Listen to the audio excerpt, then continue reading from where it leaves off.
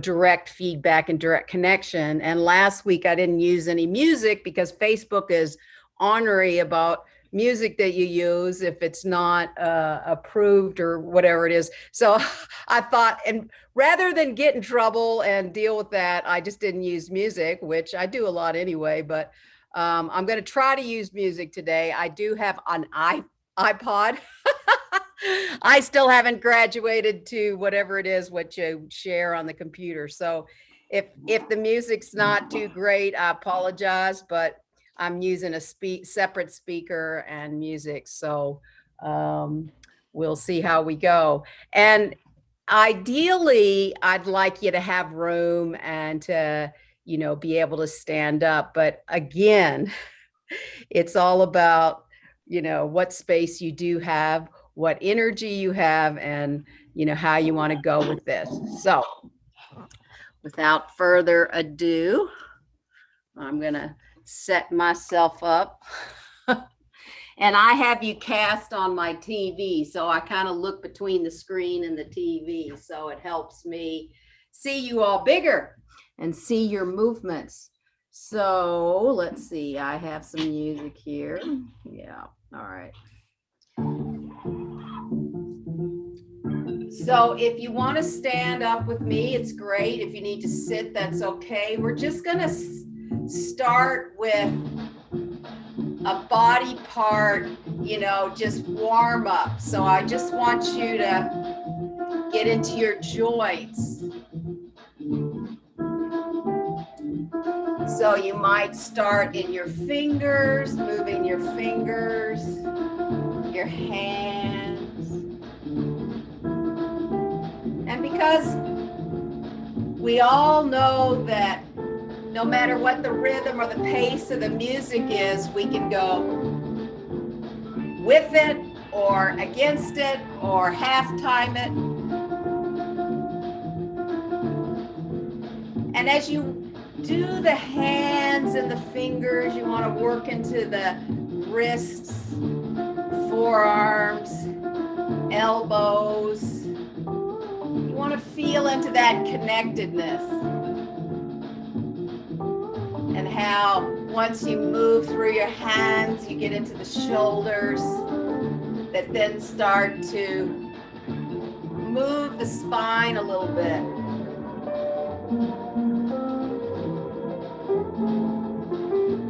So if you want to start to add a little bit of head, tail, a little bit of spine, you can. And do what works for you. Like if you really need to go slow, and feel how it all connects and each part.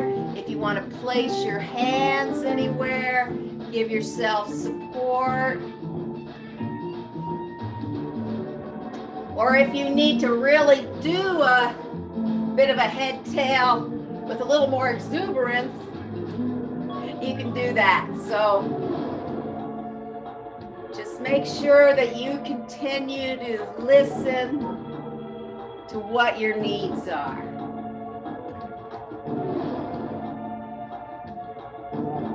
We know that warm-ups are all about putting us into readiness for our own creativity too. And if you want to get a little bit more through the head and the neck, just be gentle. A lot of people have a lot of dodgy necks.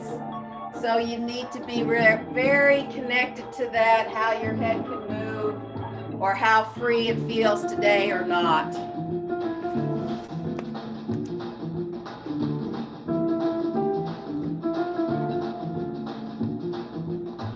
And then if you want to go into your hips a little bit to start moving into that three-dimensionality in those pelvis,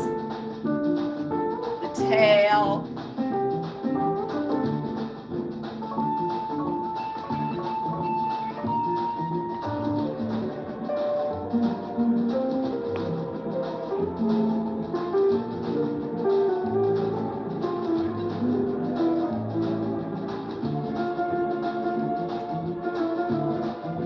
And then from there, really work into your legs.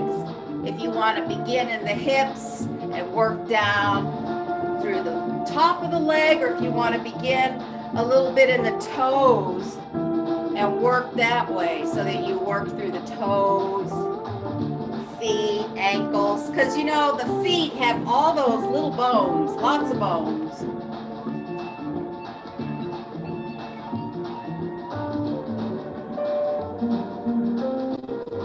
If you work from your hips, you can work down into those large femur bones, those thighs, those quadriceps and hamstrings, into the knees.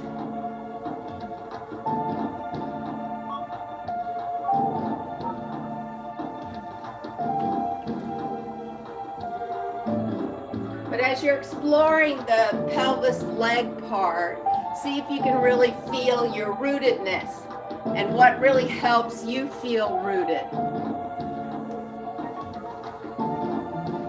You can go side to side on your legs to pour the weight to feel that. If that helps, going in different directions.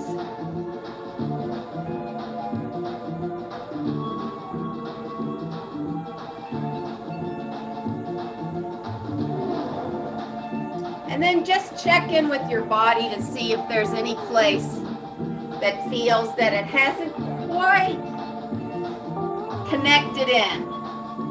Maybe there's a place in your rib cage or your back or somewhere in your arms or legs. But just give yourself a minute to try to find that connectivity. You can use the image of the fascia as your connective tissue that connects you all through the body. The other day I heard somebody describe it like the mist. I thought that was interesting, a different way to feel into your fascia.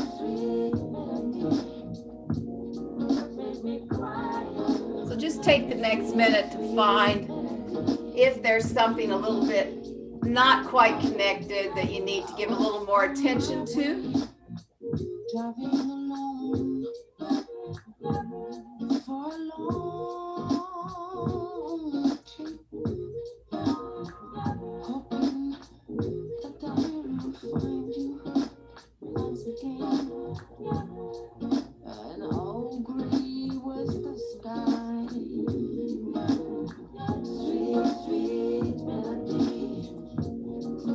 You might be bringing in a little more space to support you, creating pathways.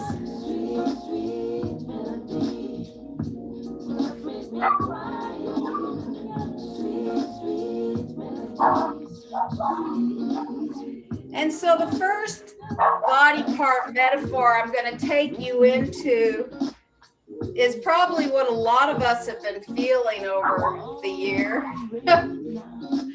Some more than others, but let's feel the weight of the world on our shoulders.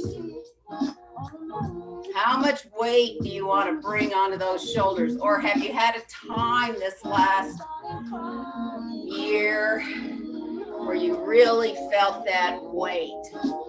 And really literally go into it. What's it like to have weight on your shoulders and really carrying that weight? What does it do to your spine? What does it do to your uprightness? And where else in the body do you tend to carry that?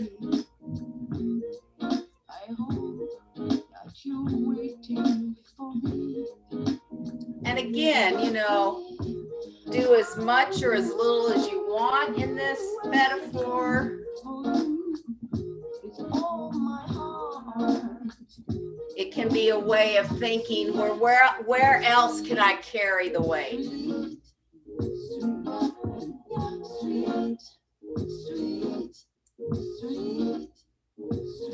Is it better that I take it from my shoulders and put it in another place in my body?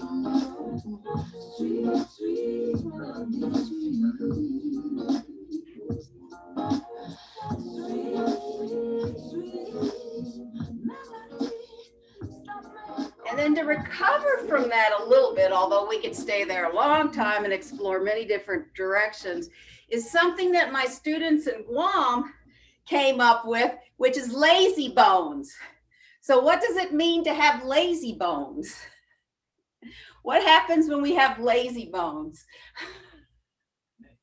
And in some ways, that gives us something quite different than carrying the weight of our shoulders. It gives us a little bit more mobility, perhaps. But then there is a little derogatoriness about it. You're being a lazy bones. Does it feel like you're flopping around? Reflect in the eyes of those who try to satisfy me. Capture the sun if they could, but they go blind by it. Look in the sky. Or can you just have fun with that? Cry like crying finish. See if we show for the fruit.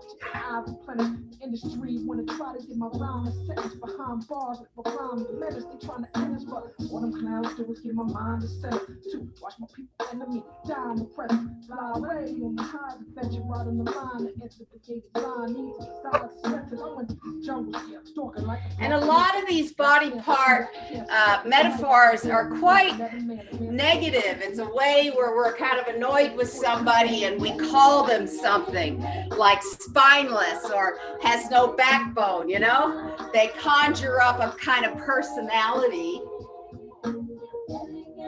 And what I'd like to do is open the floor. Can somebody else give us another one of those body part metaphors to have a little play with?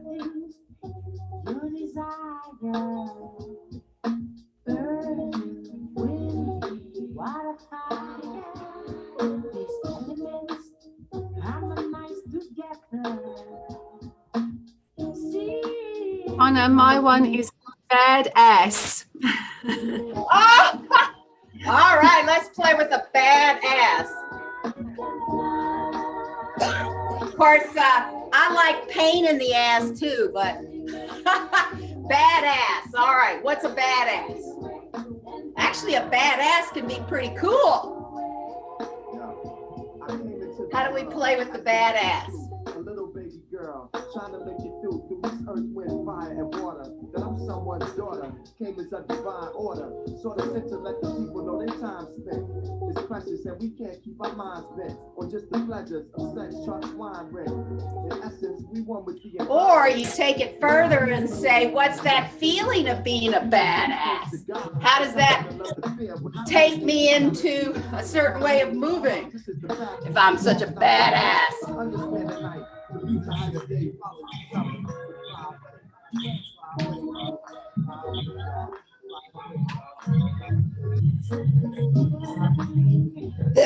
Thanks, Angela. That's fun. Anybody else have one that's coming to them? What about standing your ground? Yeah, yay. Okay, how do we stand our ground? Although, where's the body part in that? How about standing on your own 2 feet? That would be more of the body part in it.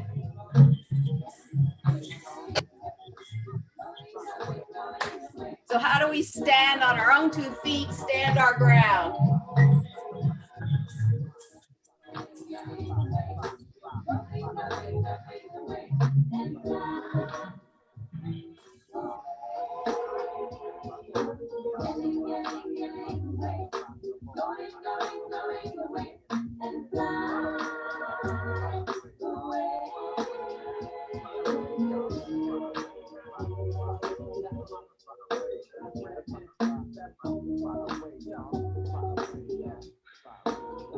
How about limp-wristed? How about what? Limp-wristed. Oh, limp-wristed. Love it. Okay, limp-wristed.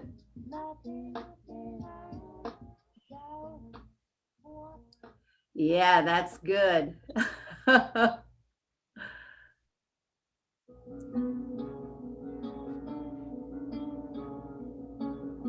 So what happens when our limps are wrist?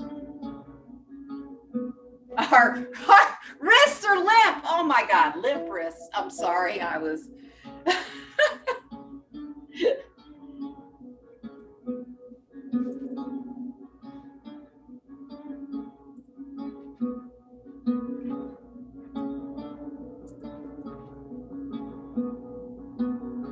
How about headstrong? Headstrong, great. So what is it to be headstrong?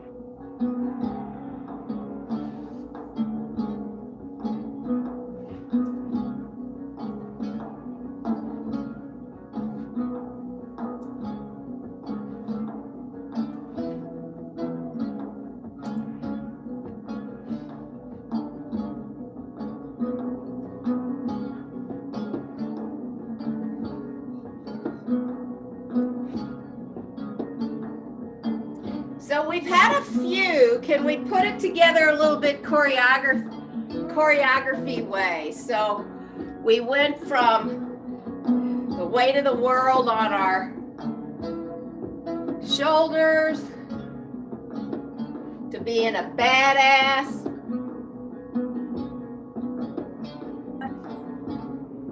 to, I'm probably missing something, standing on our own 2 feet. Oh yeah, because I am missing something. And our limp wrists. So you can play with in and out of those bits. Weight of the world. Limp wrists.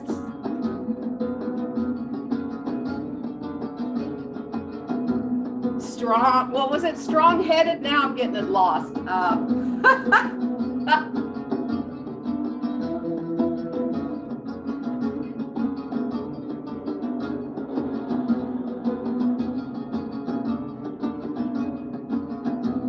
Standing on our own 2 feet.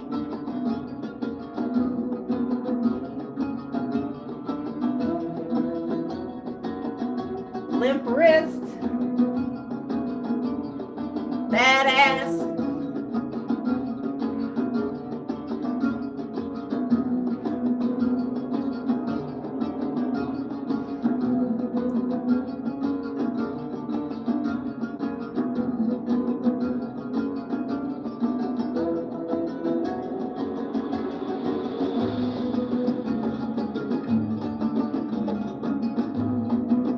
And just let these carry you into whatever dance is emerging for you, and just follow that dance. Don't worry so much about what body part metaphor it might be.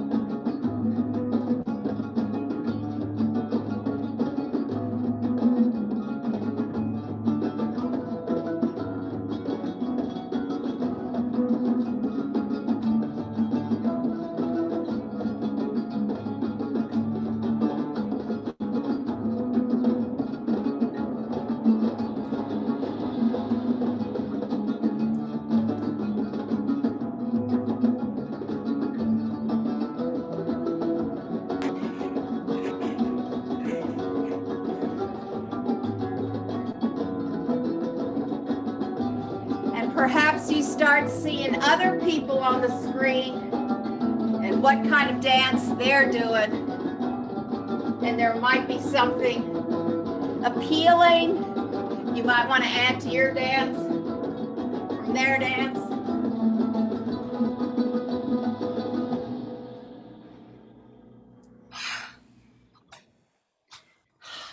Yeah, breath, very important. Bring in that breath.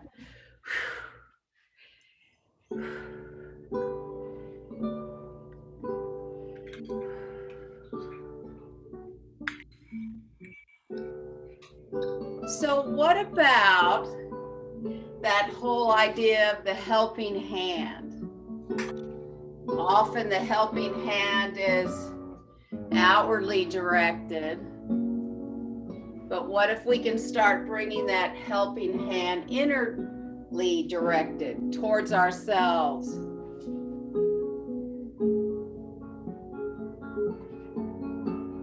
And there may be people on the screen that you're wanting to connect with, or maybe you're wanting just to connect into yourself.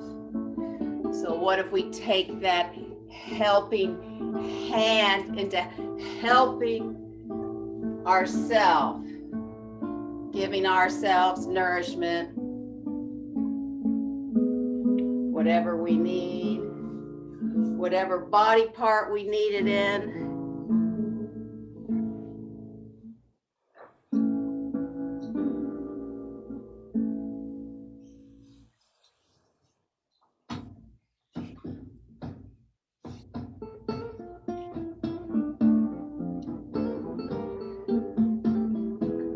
So this helping hand, what you need to bring in might be something that you actually can name for yourself. Or maybe you have no idea. Maybe it's just that the movement will happen and later you will understand what it is you actually need to bring in right now.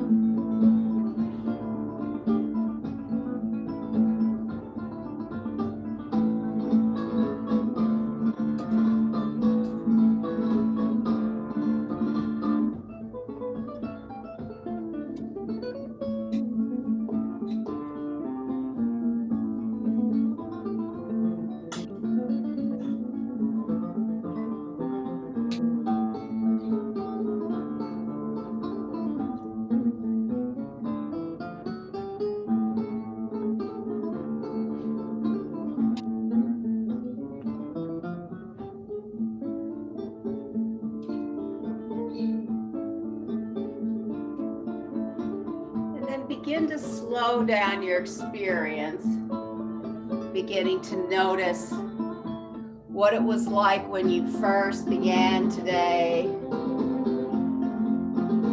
what that exploration was like for you, and where you are now.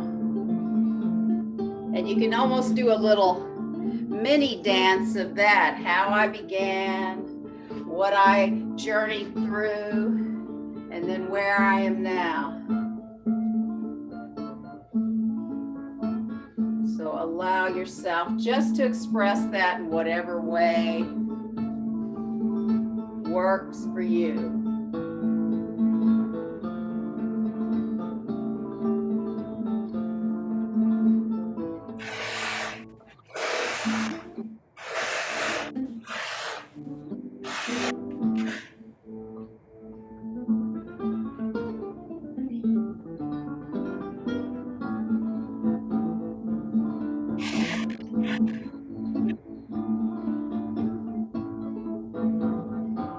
As you begin to slow it down, it may be that you find a little posture or gesture or a little movement phrase that helps you kind of seal the deal, giving you some closure to this movement experience, whatever that might be. And it could just be coming to stillness.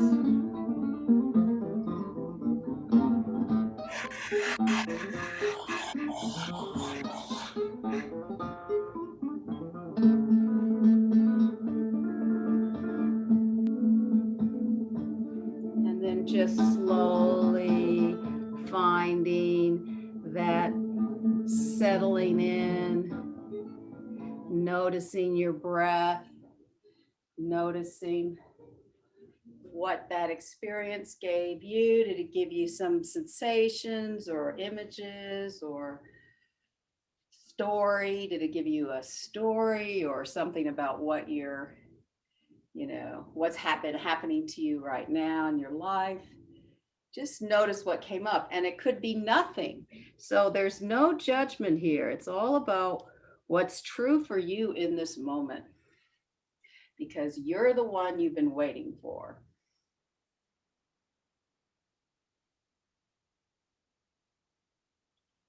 And we're going to take a little transition where feel free if you've got art material that you can do a bit of drawing or a little bit writing. And I think we'll take about 6 minutes or something to do that so that we have plenty of time to share. So in your own time, find whatever you have in your environment that you want to give a little bit more imagery to it or a little bit more words or writing. So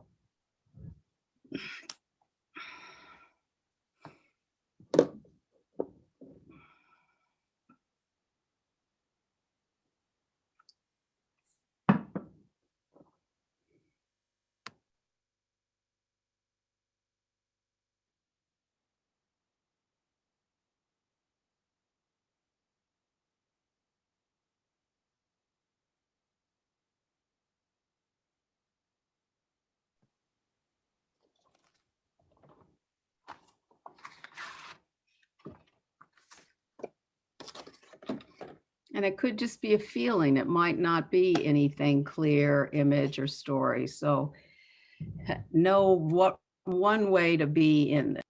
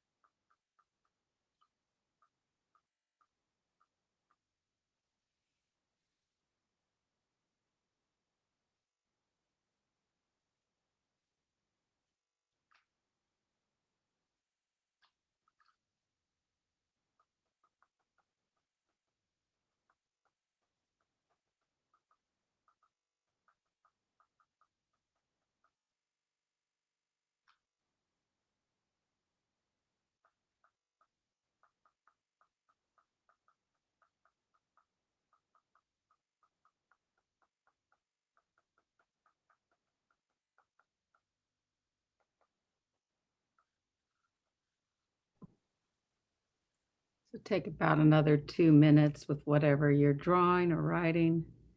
And of course, knowing you can always return to that process if you need to do more.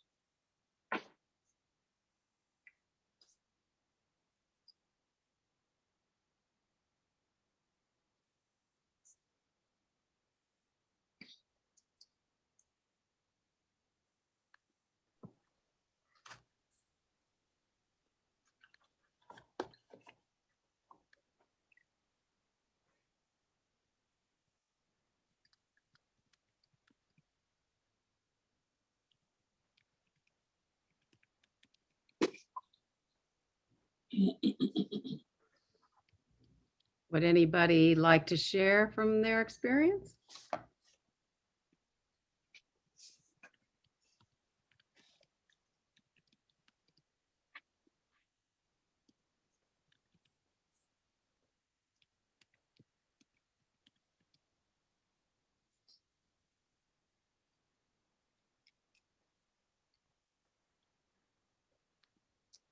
I will. Oops. What? Sorry, I keep pressing the wrong thing. Oops. It's okay. Yeah, I got it. I got it. Yeah, so I found that the helping hand dance was wonderful. It was all great, but I found that I needed to let go with my hands as much as bring the energy in. So there's a lot of shedding to be done, and particularly I needed to clear my head. My heart's been too full. I needed to clear it out so I could bring some more energy into it. Same with my back. And then I found that my feet were as important as my hands in the process. So I was getting rid of the energy through my feet through stamping and just dancing. And then the energy was coming in through my feet, through my hands, through my whole body. And my head was clearing. So that was delicious. And because I was so long not able to dance properly, I'm just still adjusting my whole body now that I've got 2 feet, 2 knees, and I'm not basically limping. So that was just beautiful to be able to clear the crap out. Great, wonderful. Yeah, and I mean, what I say is just suggestions, and if your body takes you in a different direction, great. Thank you for that. May I speak? I'm Grace from Brisbane. I love the exploration. I like that. You string everything together in the end, especially into a story. And story, that's me. One thing I found was actually I carry the weight, not on my shoulders, but in my breath. Like I actually stop breathing, I brace, to hold, for extra strength. So I need to look into that. But I feel that as I was dancing, I felt the whole body was important. The whole body being together was important for me. And after the dance, I felt that oof, the dance allows me to express myself fully through various parts of the body. And I could feel this fluidity of beingness, like meaning I'm not stuck in some parts of my body. So that was really great. I just realized, well, I need to dance more. But really what was happening when I do my dance thing was actually movement and exercise. It was not really dance. And dance really was with people, maybe, that really helps, your presence. But, I'm being guided. But to actually feel the music and translate it, through the body, that's what I was missing. And I really love this. And in the end, when I string into a story, I got a personal message for myself. I come up with airhead and happy feet, dip your toe in, and magic fingers. So for me, airhead is very important. I think too much. Okay, just need to get into the feet, just move it, and then try something new, dip your toe in, and then create magic. Thank you so much for the experience, Donna. I enjoy that. I like dip your toe in. There's another one. I tell you, I'm collecting these for years and I get new ones all the time. Thank you.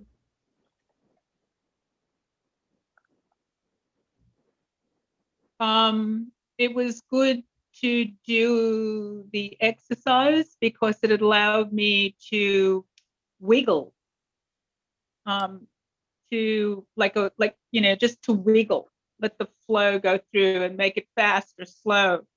And also I remember Connor said something about the bones in your feet and your hands, and I always feel like your bones in your hands and your feet are so similar, and that it becomes so animal, that we are animals. We used to walk on our hands and our feet.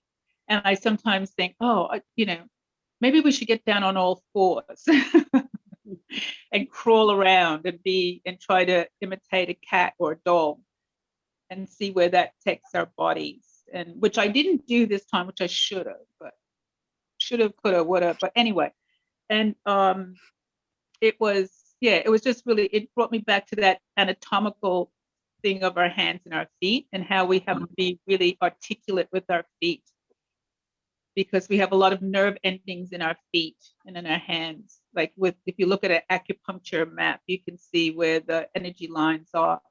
And so I think we need to articulate our toes and our fingers and our feet a bit more. So, but it was good. It was nice. I know what you mean about, I'm very much a mover on the floor person, but when I'm facilitating, especially on Zoom, it's hard for me to do all of that and pay attention to what's going on the screen. And I totally agree with you that, it's great to have that floor experience in the hands and the feet like that. Yeah, brilliant. Thank you for sharing that. Yeah, good.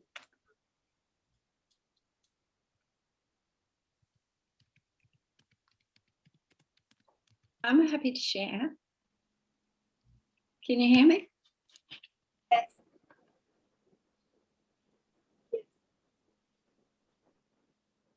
Hello? Yep. Oh, okay. There was a whole trouble and story. As soon as the music came about, I had to get my big speaker, and like my dog was tapping her tail on the beat, and I was just so ready for it, so needing it. And so I just jumped into it, and already to warm up, I realized how free I was that I haven't been before. And as it went along with those different body parts and metaphors, I was able to, things would come up, meanings, insights, without effort. And that was just amazing. With the weight on my shoulders, I let it drop into my hand, and I realized I could do something with it or let it go onto the earth, gently put it to rest. And I was standing on my feet. I remembered how I felt this morning in the shower, standing on my feet, and that I'm doing that much more now. And with the hands and the feet, taking direction. And the badass was just fun for me. And with the helping hand to self, it came also to boundaries, but really because all of a sudden I was, oh, what am I doing? So yeah, I more than I could remember and write came up, and there's a great sense of letting go, like we've heard from others. And what's rising up as I'm contemplating and listening and is developing compassion for self and around. So thank you, Connor, for that. It was very empowering. Great. Thank you for sharing.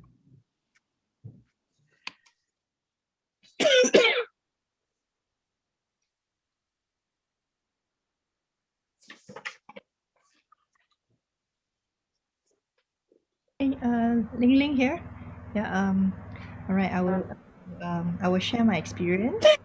To me, especially when I mean after the warm up, actually, when we were told to kind of experience the weight there is on our body, right?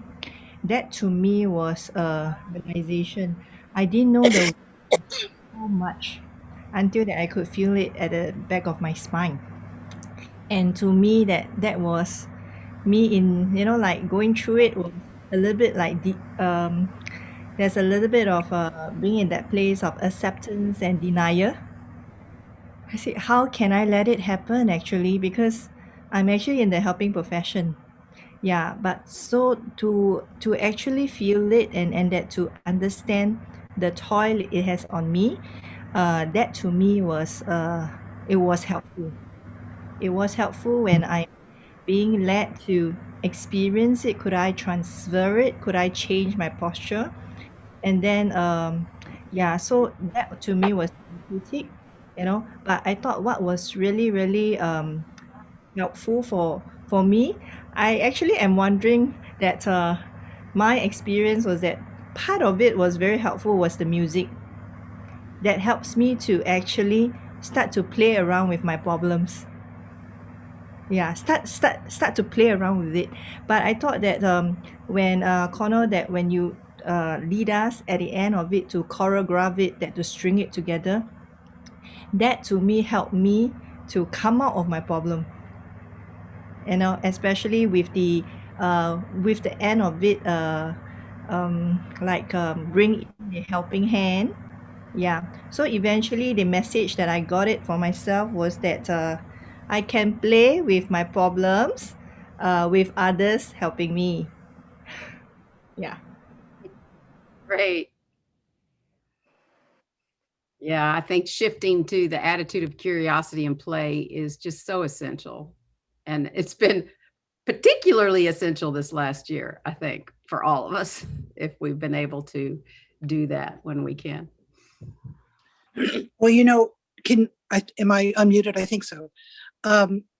My sense, Connor, for the experience was the lead up to the helping hand to me is the most important thing right now, because so often in this space of this last year, and it may continue, who knows for how long, because we don't know, there's this unknown, it's to stay positive. So to take whatever we've learned and to put it into that place, and certainly to give ourselves the helping hand means that we can. And so that from everything that's happened and all the warm up and connecting and the reconnecting back, we then say, well, what aspect of my being can I enhance or develop, which implies that I have some power.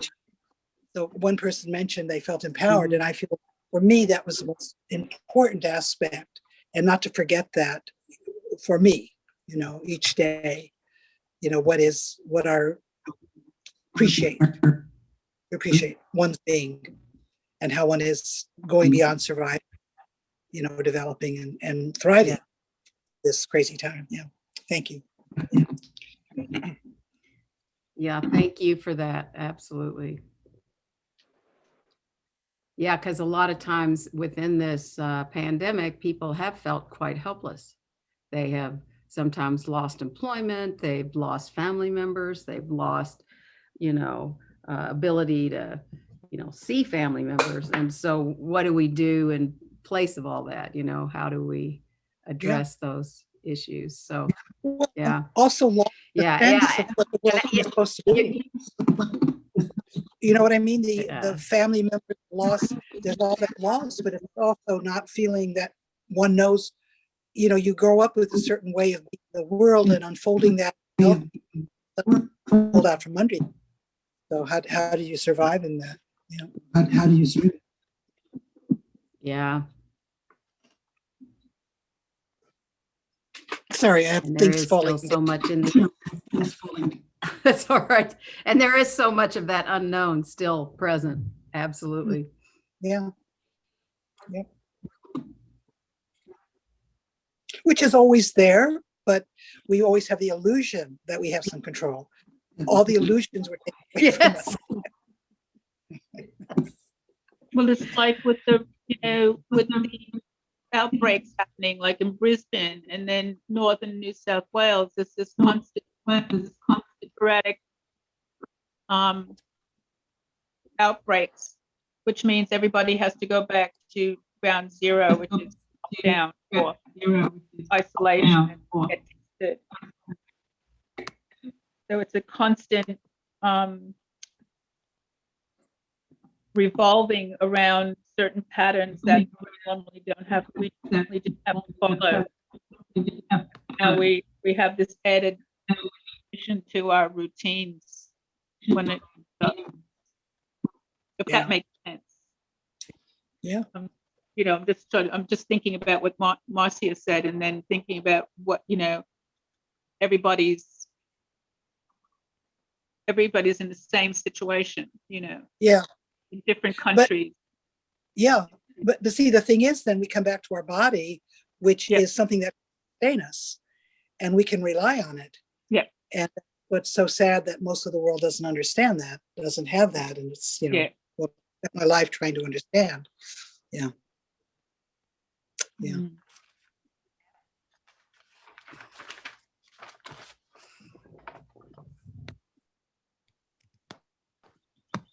Can I share my experience? So Connor, when you mentioned it's okay if you don't feel anything after the experience, and before you said that, I thought, oh wow, I didn't feel anything, and I feel like, am I doing this right? Like, so many questions. But when you say it's okay if you don't feel anything, and I thought, okay, fine, I don't feel anything, I'll just like let it go. But as soon as I bring my notes, like things keep slowly coming up for me. It's interesting. So I learned that it's okay not to like have certain ideas, just to let go. And I noticed that with the helping hand exercise, when I like move towards like the helping hand towards myself, I feel a bit of guilt. Yeah, and during the dance movement, I noticed that I do a lot of like artworks, like external helping hands. So yeah, so maybe that's something that I need to look into. And with exercise, carrying the weight on my shoulder, and it feels like the weight extended to my like lower back, to my feet, like to all parts of my body, and it feels really uncomfortable. And I learn through like the dance, like whether I can learn to like dance with it or just like dance against the uncomfort, like discomfort. Yeah, I'm just like exploring. Yeah. So thank you so much for the experience, Connor.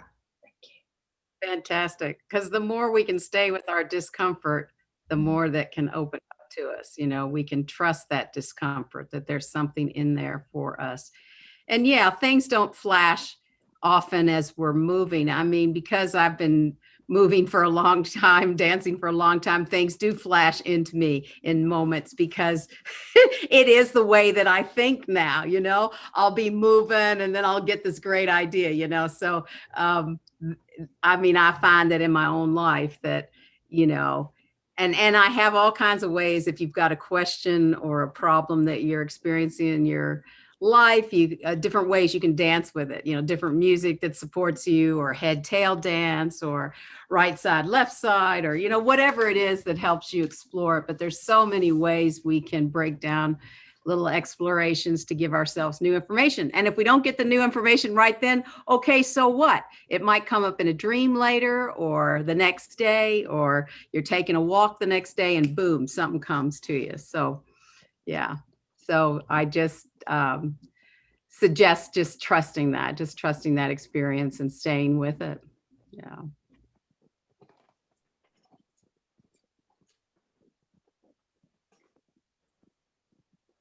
We have about 6 minutes, Maeve. I want to make sure we're or now 5 minutes. We're within the time frame.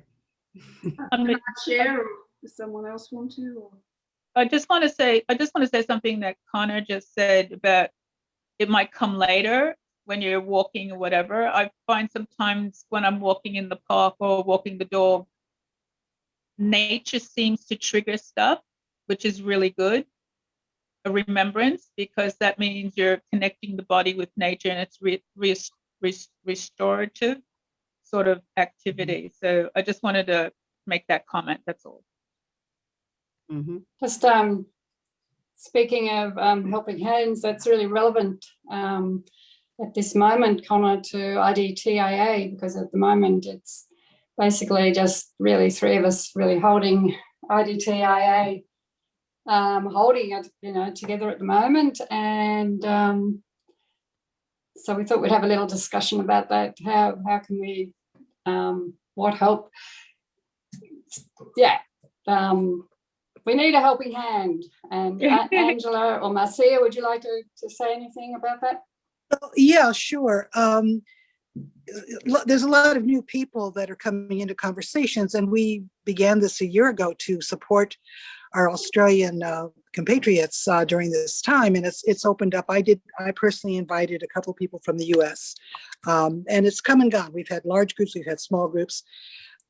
But one of the things that's happened, IDTA, we've been around for more than 30 years, and we've gone through highs and lows. We've been parts of university, not part of university. We're a freestanding agent now.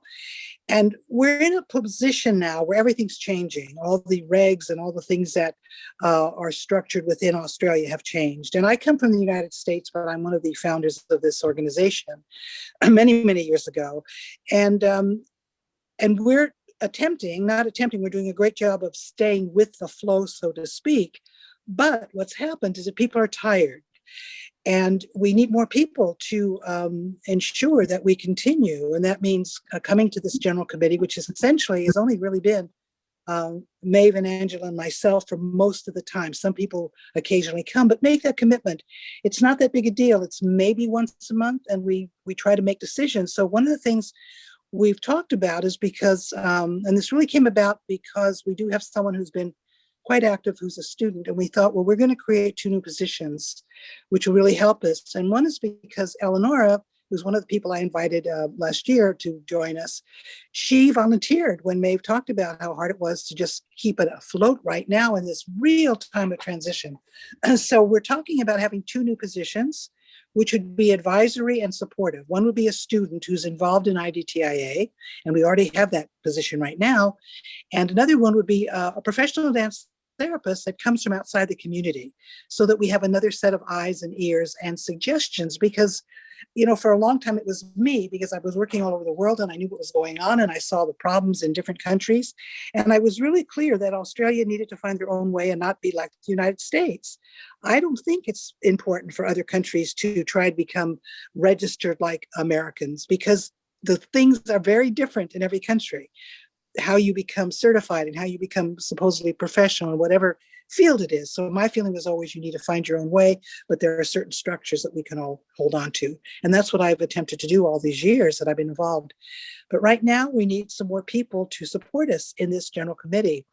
So we have these two positions, which is an outside person who's a professional dance therapist, and then a student position. And then we need some of you who are actively involved in IDTIA now and would be willing to offer support. And it doesn't take that much effort and doesn't take that much time, but it does when there's only 2 or 3 people doing everything. And essentially Maeve and Angela do it all because there's many things I can't do here in the States other than make a lot of suggestions. So that's kind of what we're asking for now, because we want to continue. And the fact that we've been through thick and thin for, it's really more than 30 years. I was first invited over in '87 and we began IDTA about a year or two later. So 89, 99, 09, 19, that's 32 years. It's a long time. And through all kinds of changes. So I feel that we're survivors, we're warriors, we're powerful people, all of us, and we need some more powerful people to come and join us. Thanks. That's my bit.